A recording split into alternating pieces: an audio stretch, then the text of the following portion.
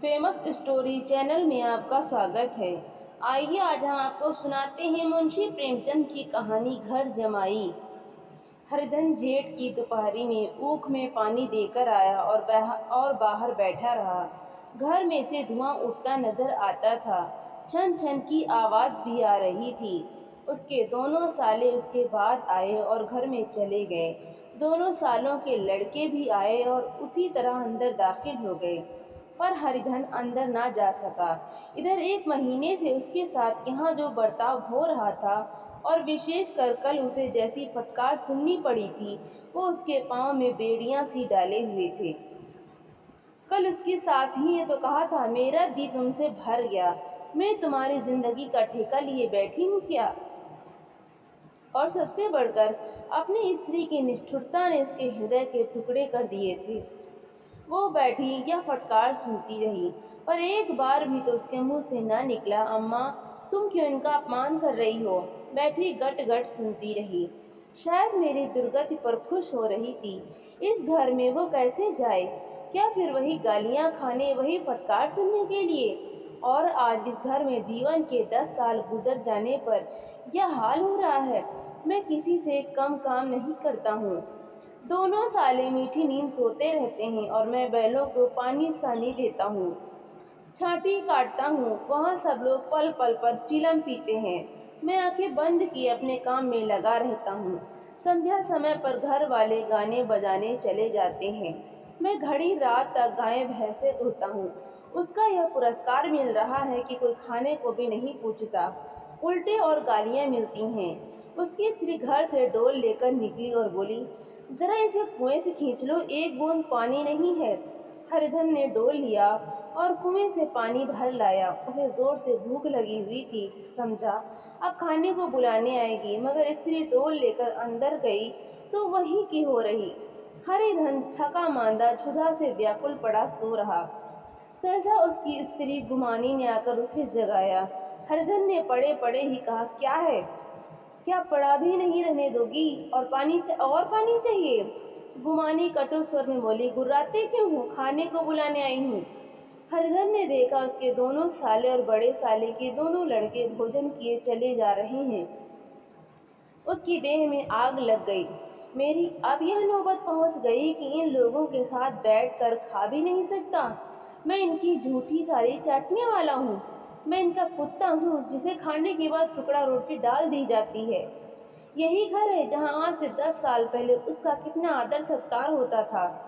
साले गुलाम बने रहते थे, सास मुंह जोहती रहती थी, स्त्री पूजा करती थी। तब उसके पास रुपए थे, जायदाद थी।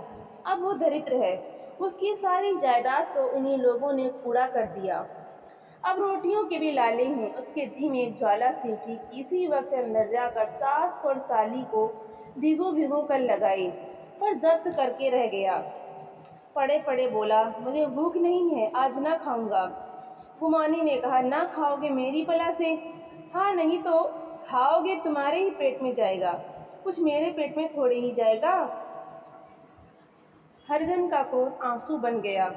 वो मेरी स्त्री है, यह मेरी स्त्री है जिसके लिए मैंने अपना सर्वस्व मिट्टी में मिला दिया। मुझे उल्लू बनाकर यह सब मुझे निकाल देना चाहते हैं। वो अब कहाँ जाए, क्या करे। उसकी सास हकर बोली, चलकर खा क्यों नहीं लेते जी, रूठते किस पर हो। यहाँ तुम्हारे नखरे सहने का किसी में बूता नहीं है। जो देते हैं वो मत देना, और क्या करोगे। तुमसे बेटी ब्याही है, कुछ तुम्हारी जिंदगी का ठेका नहीं लिया है। हरिधन ने मर्माहत होकर कहा, हाँ माँ, मेरी भूल थी कि मैं यही समझ रहा था। अब मेरे पास क्या है कि तुम मेरी जिंदगी का ठेका लोगी। जब मेरे पास धन भी था तब सब कुछ आता था। अब दरिद्र हूँ, तुम क्यों बात पूछोगी। बूढ़ी सास भी मुंह फुलाकर भीतर चली गई। बच्चों के लिए बाप एक फालतू सी चीज, एक विलास की वस्तु है, जैसे घोड़े के लिए चने या बाबुओं के लिए मोहन भोग। मोहन भोग उम्र भर ना मिले तो किसका नुकसान है, मगर एक दिन रोटी दाल के दर्शन ना हो तो फिर देखिए क्या हाल होता है। पिता के दर्शन कभी कभी शाम सवेरे हो जाते हैं। वो बच्चे को उछालता है, दुलारता है, कभी गोद में लेकर या उंगली पकड़कर सैर कराने ले जाता है, और बस यही उसके कर्तव्य की इति है। वो परदेश चला जाए, बच्चे को परवाह नहीं होती। लेकिन माँ तो बच्चे का सर्वस्व है। बालक एक मिनट के लिए भी उसका वियोग नहीं सह सकता। पिता कोई हो उसे परवाह नहीं, केवल एक उछालने वाला कुदाने वाला आदमी होना चाहिए। लेकिन माता तो अपनी होनी चाहिए, 16 आने अपनी। वही रूप, वही रंग, वही प्यार, वही सब कुछ। वो अगर नहीं है तो बालक के जीवन का स्रोत मानो सूख जाता है। फिर वो शिव का नंदी है और फूल या जल चढ़ाना लाजमी नहीं, अख्तियारी है। हरिधन की माता का 10 साल हुए देहांत हो गया था। उस वक्त उसका विवाह हो चुका था। वो 16 साल का कुमार था। पर माँ के मरते ही उसे मालूम हुआ कि मैं कितना निस्सहाय हूँ, जैसे उस घर पर उसका अधिकार ही न रहा हो। बहनों के विवाह हो चुके थे, भाई कोई दूसरा न था। बेचारा अकेले घर में जाता भी डरता था। माँ के लिए रोता था, पर माँ की परछाई से डरता था। जिस कोठरी में उसने देह त्याग किया था उधर आंखें तक न उठाता। घर में एक बुआ थी, वो हरिधन को बहुत दुलार करती। हरिधन को अब्दुल ज्यादा मिलता, काम भी कम करना पड़ता। बुआ बार बार पूछती, बेटा कुछ खाओगे? बाप भी अब उसे ज्यादा प्यार करते, उसके लिए अलग एक गाय मंगवाती। कभी कभी उसे कुछ पैसे देते कि जैसे चाहे खर्च करे। पर इन मरहमों से वो घाव न पूरा होता था जिसने उसकी आत्मा को आहत कर दिया था। वह दुलार और प्यार बार बार माँ की याद दिलाता। माँ के घुड़कियों में जो मज़ा था वो क्या इस दुलार में था? माँ से मांग कर, लड़ कर, ठुनक कर, रूठ कर लेने में जो आनंद था वो क्या भिक्षादान में था? पहले वो स्वस्थ था, मांग मांग कर खाता था, लड़ लड़ कर खाता। वो बीमार था, अच्छे से अच्छा पदार्थ उसे दिए जाते थे पर भूख न थी। साल भर तक वो इसी दशा में रहा। फिर दुनिया बदल गई। एक नई स्त्री जिसे लोग उसकी माता कहते थे उसके घर में आई और देखते देखते काली घटा की तरह उसके संकुचित भूमंडल पर छा गई। सारी हरियाली, सारे प्रकाश पर अंधकार का पर्दा पड़ गया। हरधन ने इस नकली माँ से बात तक न की, कभी उसके पास न गया गया तक नहीं। एक दिन घर से निकला और ससुराल चला आया। बाप ने बार बार बुलाया पर उसके जीते जी वो फिर उस घर में ना गया। जिस दिन उसके पिता के देहांत की सूचना मिली उसे एक प्रकार का ईर्ष्यामय हर्ष हुआ। उसकी आंखों में आंसू की एक बूंद भी न आई। इस नए संसार में आकर हरिधन को एक बार फिर मातृ स्नेह का आनंद मिला। उसकी सास ने ऋषि वरदान की भांति उसके शून्य जीवन को विभूतियों से परिपूर्ण कर दिया। मरुभूमि में हरियाली उत्पन्न हो गई। सालियों की चुहल में, सास के स्नेह में, सालों के वाक विलास में और स्त्री के प्रेम में उसके जीवन की सारी आकांक्षाएं पूरी हो गईं। सास कहती, बेटा तुम इस घर को अपना ही समझो, तुम्हें मेरी आंखों के तारे हो। वो उससे अपने लड़कों की, बहुओं की शिकायत करती। वो दिल में समझता था सास जी मुझे अपने बेटों से भी ज्यादा चाहती हैं। बाप के मरते ही वो घर गया और अपने हिस्से की जायदाद को कूड़ा करके रुपयों की थैली लिए फिर आ गया। अब उसका दूना आदर सत्कार होने लगा।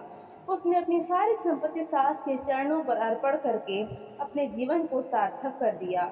अब तक उसे कभी कभी घर की याद आ जाती थी, अब भूल कर भी उसकी याद न आती, मानो वो उसके जीवन का कोई भीषण कांड था जिसे भूल जाना ही उसके लिए अच्छा था। वो सबसे पहले उठता, सबसे ज्यादा काम करता। उसका मनोयोग, उसका परिश्रम देखकर गांव के लोग दांतों उंगली दबाते थे।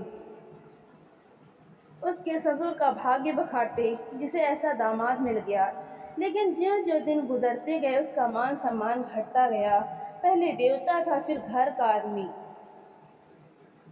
अंत में घर का दास हो गया। रोटियों में भी बाधा पड़ गई, अपमान होने लगा। अगर घर के लोग भूखों मरते और साथ ही उसे भी मरना पड़ता तो उसे जरा भी शिकायत न होती। लेकिन जब वो देखता और लोग मूंछों पर ताव दे रहे हैं, केवल मैं ही दूध की मक्खी बना दिया गया हूँ, तो उसके अंतस्तिल से एक लंबी ठंडी आह निकल जाती। अभी उसकी उम्र कुछ 25 साल की तो थी।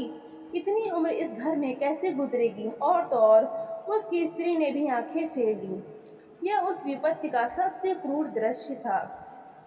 हरिधन तो उधर भूखा प्यासा चिंतादाह में जल रहा था, इधर घर में सास जी और दोनों सालों में बातें हो रही थी। गुमानी भी हाँ में हाँ मिलाती जाती थी। बड़े साले ने कहा, हम लोगों की बराबरी करते हैं, यह नहीं समझते कि किसी ने उसकी जिंदगी भर का बेड़ा थोड़े ही लिया है। 10 साल हो गए, इतने दिनों में क्या 2-3 हजार ना हड़प गए होंगे? छोटे साले ने कहा, मजूर हो तो आदमी भुड़के भी, डांटे भी, अब इनसे कोई क्या कहे, न जाने इस दिन से कब पिंड छूटेगा भी या नहीं। अपने दिल में समझते होंगे मैंने 2,000 रुपये नहीं दिए हैं, या नहीं समझते कि उनके 2,000 रुपये कब के उठ चुके हैं। सवा शेर तो एक ढूंढ को चाहिए। सास गंभीर भाव से बोली, बड़ी भारी खुराक है। गुमानी माता के सिर से जूं निकाल रही थी। सुलगते हुए हृदय से बोली, निकम्मे आदमी को खाने की सिवा और काम ही क्या रहता है। बड़े खाने की कोई बात नहीं है, जिसको जितनी भूख हो उतना खाए, लेकिन कुछ पैदा करना चाहिए। यह नहीं समझते कि पहुनई में किसी के दिन कटे हैं। छोटे, मैं तो एक दिन कह दूंगा, अब आप अपनी राह लीजिए, आपका कर्जा नहीं खाया है। गुमानी घर वालों की ऐसी ऐसी बातें सुनकर अपने पति से द्वेष करने लगी थी। अगर वो बाहर से 4 पैसे लाता तो इस घर में उसका कितना मान सम्मान होता, वो भी रानी बनकर रहती। न जाने क्यों कहीं बाहर जाकर कमाते उसकी नानी मरती है।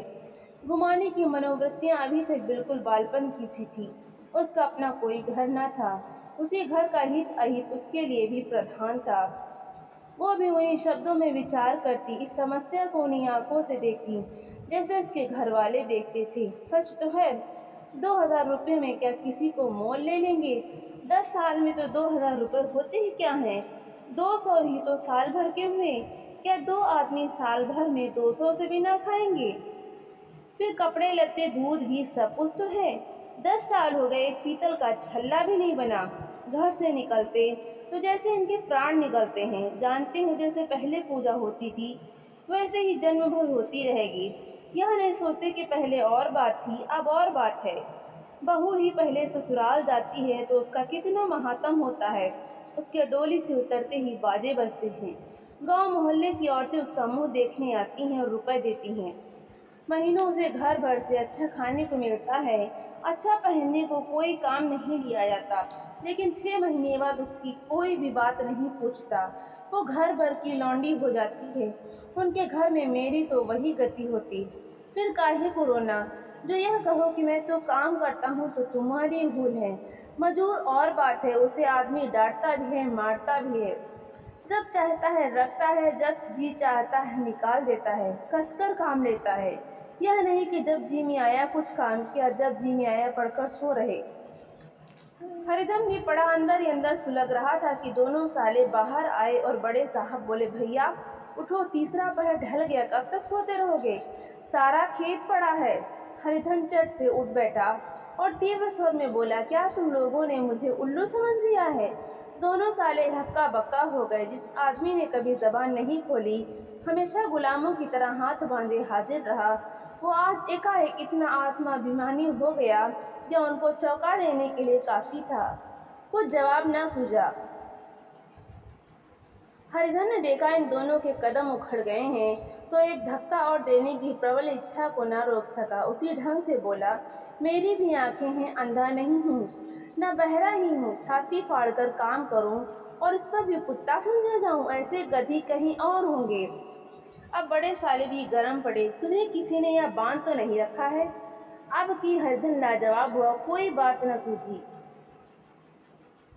बड़े ने फिर उसी ढंग से कहा, अगर तुम यह चाहो कि जन्म भर पाहुने बने रहो और तुम्हारा वैसा ही आदर सत्कार होता रहे तो हमारे बस की बात नहीं है। हरिधन ने आंखें निकाल कर कहा, क्या मैं तुम लोगों से कम काम करता हूँ। बड़े, यह कौन कहता है। हरिधन, तो तुम्हारे घर की यही नीति है कि जो सबसे ज्यादा काम करे वही भूखों मारा जाए। बड़े, तुम खुद खाने नहीं गए, क्या कोई तुम्हारे मुंह में कौर डाल देता। हरिधन ने होंठ चबाकर कहा, मैं खुद खाने नहीं गया, कहते तुम्हें लाज नहीं आती। नहीं आई थी बहन तुम्हें बुलाने। हरिधन की आंखों में खून उतर गया, दांत पीस कर रह गया।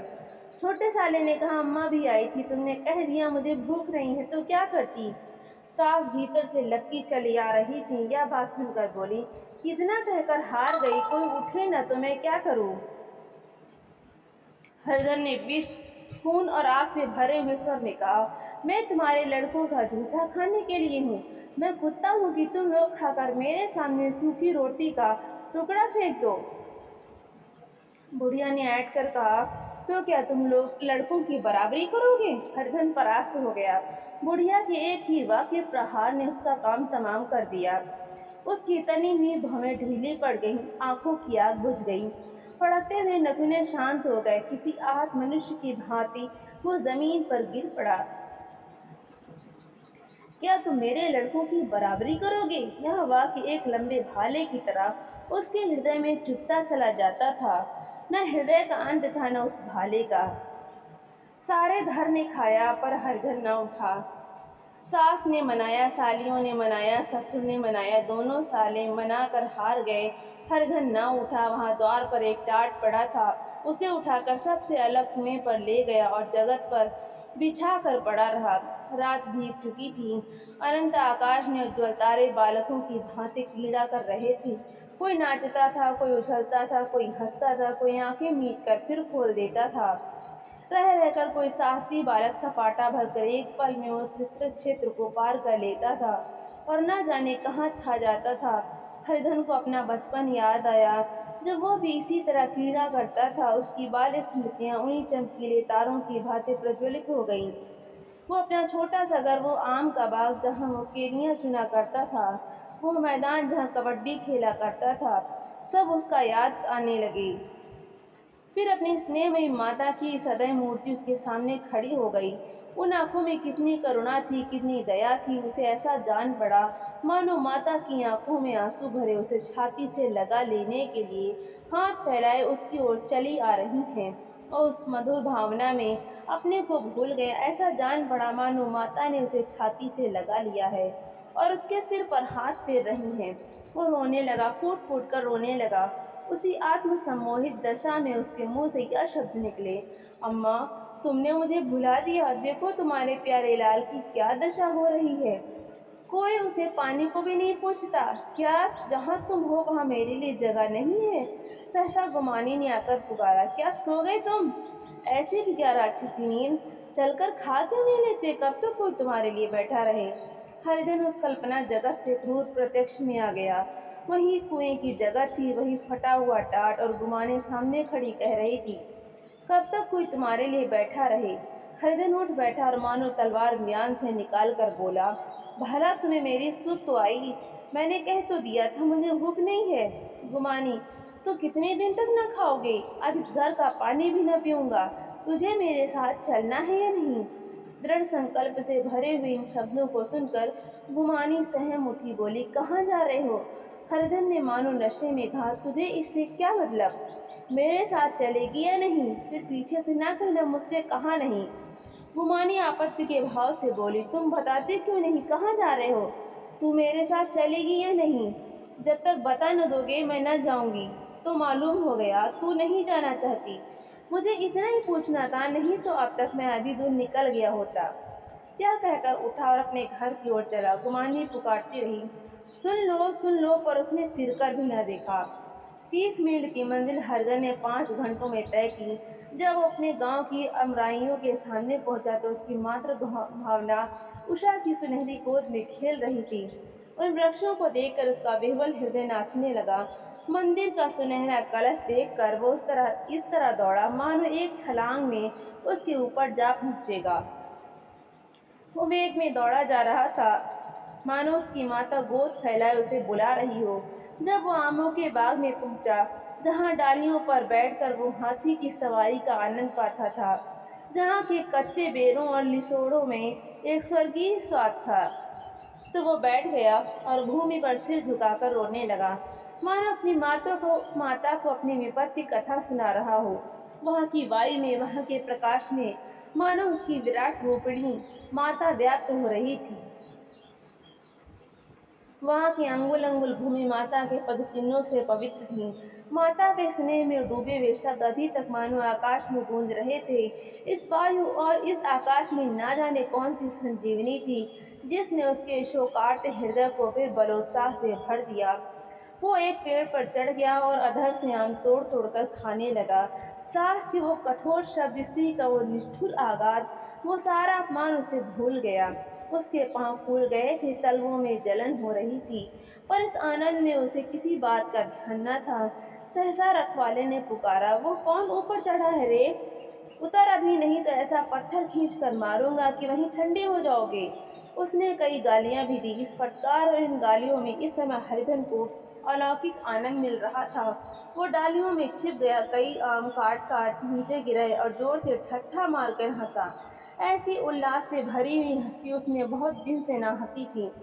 रखवाले को यह हंसी परिचित मालूम हुई, मगर हरिधन यहाँ कहाँ, वो ससुराल की रोटियां तोड़ रहा है। कैसा हंसोड़ा था, कितना चिबिल्ला। न जाने बेचारे का क्या हाल हुआ। पेड़ की डाल से तालाब में कूद पड़ता था। अब गांव में ऐसा कौन है? डांट कर बोला, वहां से बैठे बैठे हंसोगे तो आकर सारी हंसी निकाल दूंगा, नहीं तो सीधे उतर आओ। वो गालियां देते जा रहा था कि एक गुठली आकर उसके सिर पर लगी। सिर सहलाता हुआ बोला, यह कौन शैतान है, नहीं मानता?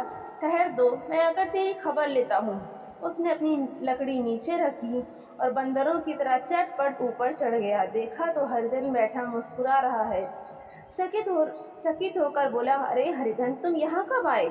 इस पेड़ पर कब से बैठे हो? दोनों बचपन के सखा वहीं गले मिले। यहाँ कब आए? चलो घर चलो। भले आदमी, क्या वहाँ आम भी मैसर न होते थे? हरिधन ने मुस्कुरा कर कहा, मंगरू, इन आमों में जो स्वाद है वो और कहीं के आमों में नहीं है। गांव का क्या रंग ढंग है मंगरू, सब चैन चान है भैया। तुमने तो जैसे नाता ही तोड़ लिया। इस तरह कोई अपना गांव घर छोड़ देता है? जब से तुम्हारे दादा मरे सारी गृहस्थी चौपट हो गई। दो छोटे छोटे लड़के हैं, उनके लिए क्या होता है? हरिधन, अब उस गृहस्थी से क्या वास्ता है भाई? मैं तो अपना ले दे चुका, मजदूरी तो मिलेगी ना। तुम्हारी गैया ही चरा दिया करूँगा, मुझे खाने को दे देना। मंगरू ने अविश्वास के भाव से कहा, अरे भैया, कैसी बातें करते हो? तुम्हारे लिए जान हाजिर है। क्या ससुराल में अब ना रहोगे? कोई चिंता नहीं, पहले तो तुम्हारा घर ही है, उसे संभालो। छोटे छोटे बच्चे हैं, उनको पालो। तुम नई अम्मा से नाहक डरते थे, बड़ी सीधी है बेचारी। बस अपनी माँ समझो, तुम्हें पाकर तो निहाल हो जाएगी। अच्छा, घरवाली को भी तो लाओगे? हरिधन, उसका अब मुंह न देखूंगा, मेरे लिए वो मर गई। अंगूर, तो दूसरी सगाई हो जाएगी। आपकी ऐसी मेहरिया ला दूंगा कि उसके पैर धो धो कर पियोगे। लेकिन कहीं पहले भी आ गई तो? हरिधन, वो ना आएगी। हरिधन अपने घर पहुंचा तो दोनों भाई भैया आए कहकर भीतर दौड़े और माँ को खबर दी। उस घर में कदम रखते ही हरिधन को ऐसी शांति महिमा का अनुभव हुआ, मानो वो अपनी माँ की गोद में बैठा हुआ है। इतने दिनों ठोकरें खाने से उसका हृदय कोमल हो गया था। जहाँ पहले अभिमान था, आग्रह था, हेकड़ी थी, वहाँ अब निराशा थी, पराजय और याचना थी। बीमारी को जोर कम हो चला था, अब मामूली दवा भी असर कर सकती थी। किले की दीवारें छिद चुकी थीं, अब उसमें घुस जाना असाध्य न था। वही घर जिससे वो एक दिन विरक्त हो गया था, अब गोद फैलाए उसे आश्रय देने को तैयार था। हरिधन का निरवलंब मन यह आश्रय पाकर मानो तृप्त हो गया। शाम को विमाता ने कहा, बेटा, तुम घर आ गए, हमारे धन्य भाग। अब इन बच्चों को पालो, माँ का नाता ना सही, बाप का नाता तो है ही। मुझे एक रोटी दे देना, खा कर एक कोने में पड़ी रहूंगी। तुम्हारी अम्मा से मेरी बहन का नाता है, उस नाते से तुम मेरे लड़के होते हो। हरिधन ने मात्र विह्वल आंखों से ही विमाता के रूप में अपनी माँ के दर्शन किए। घर के एक एक कोने से मात्र स्मृतियों की छटा चांदनी की भांति छिटकी हुई थी। विमाता का प्रौढ़ मुखमंडल भी उसी छटा से रंजित था। दूसरे दिन हरिधन फिर कंधे पर हल रखकर खेत को चला। उसके मुख पर उल्लास था और आंखों में गर्व। वो अब किसी का आश्रित नहीं, आश्रयदाता था, किसी के द्वार का भिक्षुक नहीं, घर का रक्षक था। एक दिन उसने सुना गुमानी ने दूसरा घर कर लिया। माँ से बोला, तुमने सुना काकी, गुमानी ने घर कर लिया? काकी ने कहा, घर क्या कर लेगी, ठट्ठा है। बिरादरी में ऐसा अंधेर, पंचायत नहीं अदालत तो है। हरिधन ने कहा, नहीं काकी, बहुत अच्छा हुआ, ला महावीर जी को लड्डू चढ़ाऊं। मैं तो डर रहा था कहीं मेरे गले ना पड़े। भगवान ने मेरी सुन ली, मैं वहाँ से यही ठान कर चला था, अब उसका मुँह न देखूंगा। तो दोस्तों, आपको ये कहानी कैसी लगी? वीडियो को लाइक करें, शेयर करें और चैनल को सब्सक्राइब करना बिल्कुल भी ना भूलें। तो मिलते हैं अगली नई कहानी।